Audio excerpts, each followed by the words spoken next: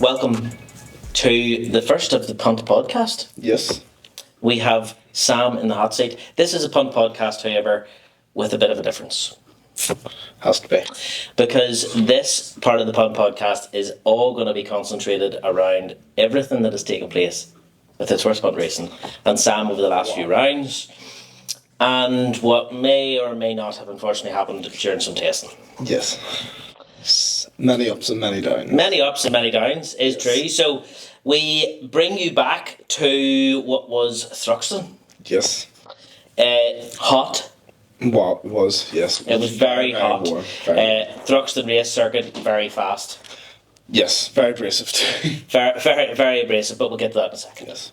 So we went to Thruxton with its first punt racing Honda, and we turn up to every circuit, and we don't have an awful lot of data to run on. It's a brand new bike. Sam's new to it. Sam's new to the 1000cc. A lot of things change. Settings change. Gearing change. Suspension change. Power change.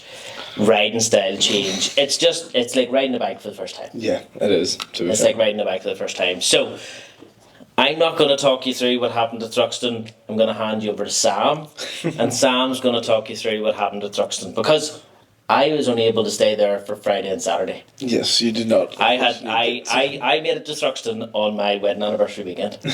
Yes. Gemma is a very, very nice woman. So I can tell you that Friday went quite well. Yeah, it did, to be fair. And Saturday morning we made good steps forward. 100% in qualifying. We were only 0.9 off pole. 0.9 of a second off pole. So, unbelievable. But what happened from there, Sam? It all kind of went downhill a little bit. To be fair, we got a decent start in the race. So we did, and then obviously on the first lap, coming around the sort of complex out into the fast stuff, and then head into church. One of the riders decided to put onto the racing line from off the racing line, which I had to take, avoiding action. So basically what he means is he started to do a wee bit of motocrossing on Superstocker. Yes, so we decided, didn't decide, we had to take abrasive action. That's true. And, insert clip. Yes, insert clip. What happens is just a look. He just gets a bit wrong-sighted, and he's doing 160, 170 miles an hour there, scrubs it off, and then he surfs that into here unbelievably well, and actually uses the barrier very well, and thankfully he's perfectly all right, but going off onto the grass at 160, 170. And I had to take to the grass, basically, so I took to the grass at 167 miles an hour. In fairness, it was probably one of the most impressive sets of riding and avoidance skill that I've ever seen. I can tell you from a team perspective that me and Nico were screaming at the screen in pit lane, asking him to jump off the bike because he was hurtling towards an Armco barrier at 160 plus miles an hour, and he was still strapped to the bike. Yes, but you decided to stay on. Yeah, but little old me was like, if I drop this is heading straight towards that Armco barrier, and I was like, I don't want to be picking this thing up in a skip. So I decided, right, we're going to try and make a turn. So stood up on the foot pegs, motocross style, stood up on the foot pegs, and I was like, right, don't need to turn too much, because if I try and brake too hard or turn too fast, I'm going to crash. Mm-hmm. So it's like, right, just go easy. So took it easy, and basically made it, what would you say, 95%?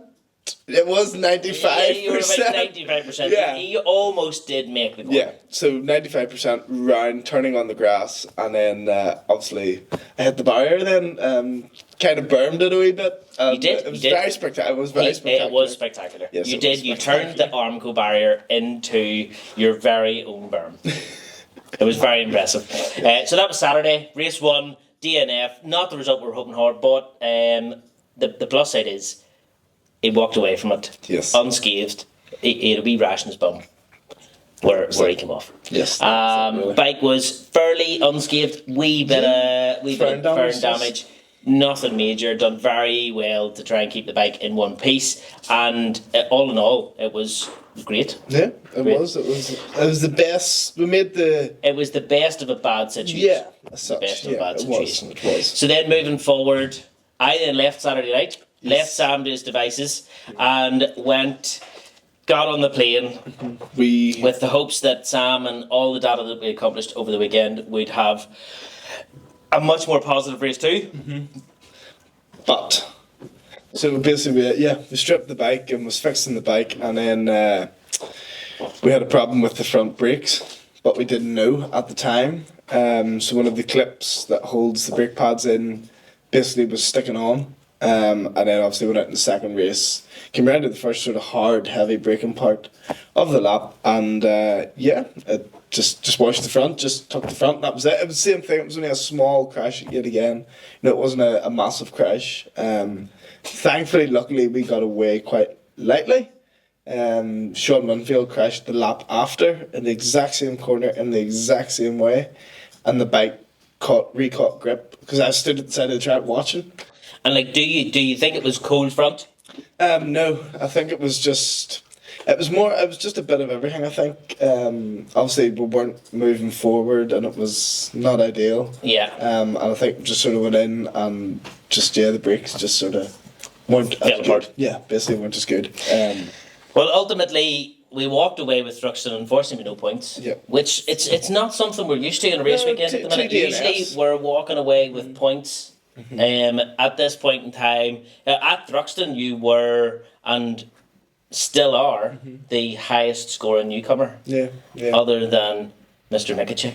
Yes, Mr. Mikachev. Mr. Mikachev is But let's be honest, very fast. he is not really suitable for that class. Yeah. He is definitely a world superbike rider. But other than that, you know, your point scoring this season has been fantastic. Yeah.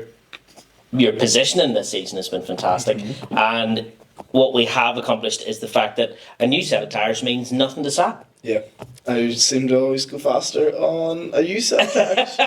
Which is absolutely backward. Which is it's good for a race situation. It's because great for a obviously race situation. it's like in Bastianini. Yeah. You watch MotoGP, like the first half of the race, he's average pace, and then whenever the tires start to go off, everybody else gets slower, and he gets faster, and That it's is like, true. what the hell? That is true. But I just haven't learned how to get the best use out of a new set of tires. Yeah. As of yet. Obviously, as the year goes on, and as I get more experience, that You will are come. definitely progressing. But yeah, at the moment we're not too bad. Super! And that brings us to an end of our round recap at Thruxton. Yeah, We were able to walk away relatively unscathed. The bike was a wee bit worse for wear looking. Yeah. But all in all, technically wise, to what we thought was perfect. Yeah. That's what we thought.